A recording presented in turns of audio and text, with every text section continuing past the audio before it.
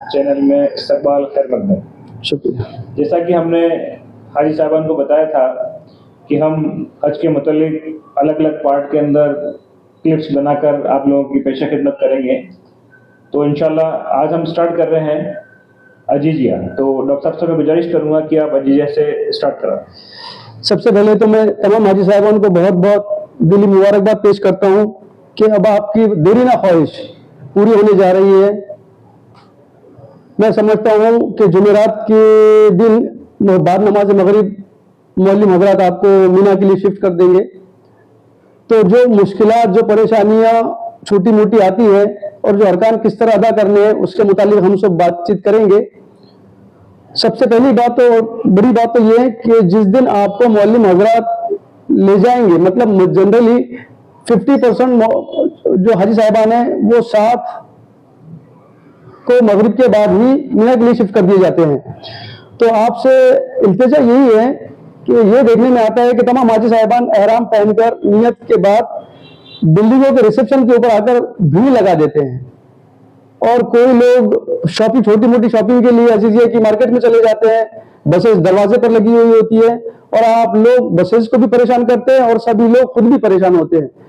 तो मेरी इल्तिजा आप लोगों से यही है कि चूंकि आपको 1-2 दिन पहले ही सूचना दे दी जाती है कि आपको किस वक्त और किस बस के द्वारा आपको ले जाया जाएगा मीना में, तो आप लोग नियत वगैरह करके अपने एहराम की पाबंदियां का ध्यान रखते हुए अपने बिल्डिंगों में आराम करें, इंतजार करें। कोई भी मौलिम किसी भी हाजी को छोड़कर जा ही नहीं सकता, इसलिए अपनी बिल्डिंगों में आराम से बैठें और अपने मीना की तैयारियां कर लें।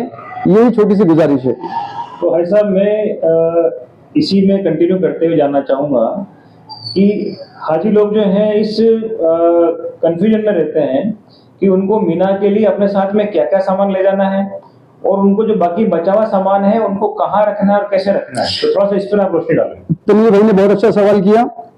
मैं अपने तजुर्बा से बताता हूँ। सबसे पहली बात तो ये कि आप अपनी रकम और जो खवातीन है वो अपने कुछ जेवर वगैरह जो रहते हैं वो यहाँ से ले जाती है, जो कि जेवर वगैरह नहीं ले जाना चाहिए, लेकिन ले गई अगर तो सबसे पहले तो उसकी हिफाजत करें। अब रही बात ये कैसे हिफाजत करें, तो उसके 2-3 रास्ते हैं।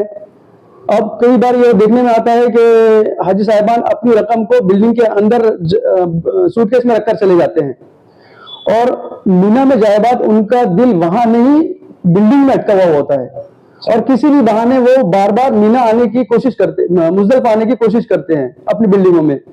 इसलिए मेरी तो इल्तिजा आपसे यही है, मेरी सलाह भी यही है कि अपने जो रकम है वो हिफाजत के साथ ऐसी जगह रखें ताकि आपको कोई परेशानी ना हो, कोई परेशानी लाभ ना हो और आपको बार बार मुजदलिफा के तैयार ना आए, क्योंकि उससे इबादतों में खलल पड़ता है।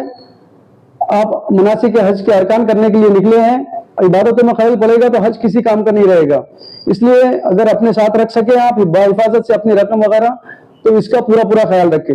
दूसरी बात, अपनी सभी प्रकार के डॉक्यूमेंट्स, सभी टाइप के जितने शनाख्ती कार्ड आपको हज कमेटी ऑफ इंडिया ने प्रोवाइड किए हैं, मौलवी ने प्रोवाइड किए हैं और सऊदी गवर्नमेंट ने दिए हैं, वो तमाम डॉक्यूमेंट्स अपने छोटा बैग जो आपके साथ में रहेगा। और एक बार मैं आपको गले वाला बैग, और मैं आपको खुसूसी तौर पे एक बार आपको तंबीह करूं कि जो गले में आप बैग लटकाते हैं वो कभी भी अपने जिस्म से अलग ना कीजिए, सिर्फ सोते वक्त अपने साथ रखिए, सराहने वगैरह वगैरह जहां पे भी आप रखना चाहें, क्योंकि उसी में सब इंपॉर्टेंट चीज आपकी होंगी।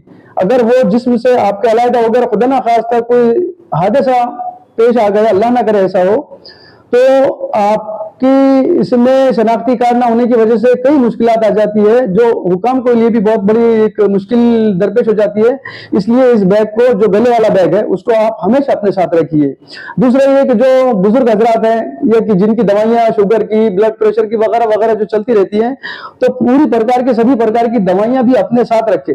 वैसे मीना के अंदर सभी प्रकार की सहूलियात, चिकित्सा सुविधा वगैरह उपलब्ध होती है, किसी प्रकार की कोई परेशानी वाली बात नहीं है, लेकिन तब भी जो आप अपने को, जो आपको सूट करती है, जो आपके डॉक्टर ने प्रिस्क्राइब कर रखा हो आपको, वो दवाइयां अपने साथ ले जाएं। और चूंकि वहां पर अपने को 5 दिन की बात है, आप 8 से 9 दिन की दवाइयां ले जाइए। हो सकता है 1-2 कोई कम भी हो जाए, तो कोई परेशानी वाली बात ना हो आपको। आप ये कहना चाह रहे हैं कि अपने को सारी दवाइयां अपने साथ में मीना नहीं ले जानी है, आपको कुछ दवाइयां 7-8 दिन की दवाएं जो ही वही अपने साथ में लेके जानी है। जी जी जी, बेशक। बहुत अच्छा, बहुत शुक्रिया डॉक्टर साहब। अब मेरे को बताएं आप कि जैसे वहाँ के सामान जो ले जाने हैं, उनमें कौन कौन से जो जरूरी सामान है वो इनको साथ में ले जाने चाहिए। देखिए, मैं अपना तजुर्बा बताता हूँ और हम जो हाजी साहबान हैं जो इस खिदमत में लगे हुए हैं, उनके तजुर्बात की रोशनी में मैं आपको बताता चलूं कि दो प्रकार के आप बैग ले जाएंगे। एक तो पिट्ठू बैग ऐसा ले जाएंगे जिसके अंदर चटाई, आपकी दवाइयाँ, सभी प्रकार के डॉक्यूमेंट्स, पानी की बोतल, सूखा नाश्ता, एक एहराम आप जायद ले जाएं जो आप पहन के जा रहे हैं, उसके अतिरिक्त उसके अलावा भी एक जायद आप एहराम, 2 चादरें ले जाएंगे, एक एक्स्ट्रा स्लीपर भी ले जाएं, क्योंकि ये देखने में आया है कि रश की वजह से कई बार एक दूसरे के पैर पे पैर पड़ने से स्लीपर टूट जाती है, जमीन गर्म होती है और फिर उस वक्त काफी परेशानी होती है। तो आप एक जायद अगर चप्पल स्लीपर की जोड़ी ले जाएं किसी थैली में रखकर तो और बेहतर होगा। उसके अलावा आपके जो आंख के चश्मे हैं, या तो गॉगल्स हो या नंबर के चश्मे, इनका पूरा एहतियात रखें। और दूसरी बात, एक छाता अगर हो आपके पास तो वो जरूर ले जाएं, क्योंकि वहां पर 45+ डिग्री टेम्परेचर चलता रहता है।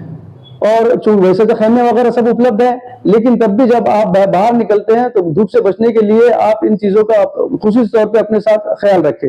और खुसूसी तौर पे सूखा नाश्ता जरूर रखें, ताकि वक्त बेवक्त अगर खाने में कोई देरी सवेरी हो जाए तो आप कोई परेशानी आपके दरपेश ना आ जाए। डॉक्टर साहब का कहने का मतलब ये है कि जो डायबिटिक पेशेंट्स हैं, क्योंकि उनका खाने का टाइम एक फिक्स रहता है, क्योंकि उनको दवा लेनी पड़ती है, तो वो डायबिटिक पेशेंट्स हैं या दूसरे लोग हैं, कई बार ऐसा होता है कि रश की वजह से या किसी भी वजह से अगर खाने के अंदर देरी हो रही है, खाना मिलने में देरी अगर हो रही है, तो आपने जो साथ में अपने साथ में जो सूखा सामान रखा है खाने का, उसको आप रखेंगे साथ में, बिस्किट्स वगैरह रही हैं, खा लेंगे, तो आप इंशाल्लाह अपनी दवा टाइम से वक्त से ले पाएंगे।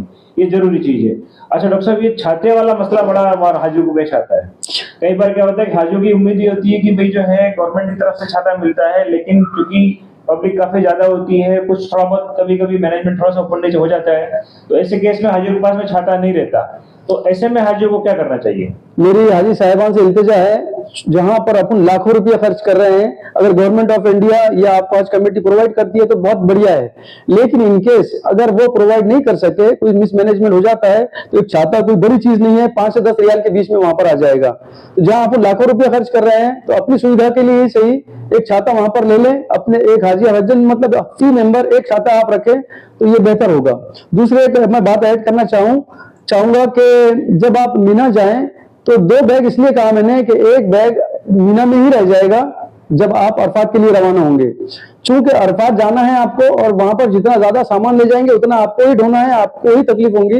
जितना सामान कम होगा अरफात में, क्योंकि वहां चलना भी पड़ता है, खेमे में भी रुकना पड़ता है और आप लोग इधर उधर जाते भी हैं इबादत के लिए, अरकान के लिए, तो छोटा एक बैग और साथ में रखिए ताकि आप बड़ा बैग मीना में रख कर छोटा बैग के साथ अरफात जा सके, क्योंकि अगले 24 से 30 घंटे के करीब आपको बाहर ही रहना है वहां से। यही आप ये कहना चाह रहे हैं कि हाजी साहिबान जब अजीजिया से मीना की तरफ जब जाएंगे तो अजीजिया बिल्डिंग से अपने साथ में 2 बैग लेके जाएं, उनमें से एक बैग जो है, अच्छा दूसरा ये ऐसा तो नहीं है कि वहाँ टेंट में अगर कोई सामान रख दे और वो खोने का खतरा हो वहाँ पे? अल्लाह के फजल से ऐसा तो कभी नहीं हुआ कि वहां पे कोई सामान खो जाता है। अलबत्ता मिसमैनेजमेंट की वजह से अपना बैग किसी और की जगह पे मिल जाता है, लेकिन कोई किसी के सामान को हाथ नहीं लगाता। हाजी साहब को ध्यान रखनी है कि वहां पर अल्हम्दुलिल्लाह आपका सामान बिल्कुल महफूज है। आप मीना के टेंट में जब अपना सामान रखेंगे और अगर आप कहीं जा भी रहे हैं तो आपको कहीं पे भी परेशान होने की जरूरत नहीं है।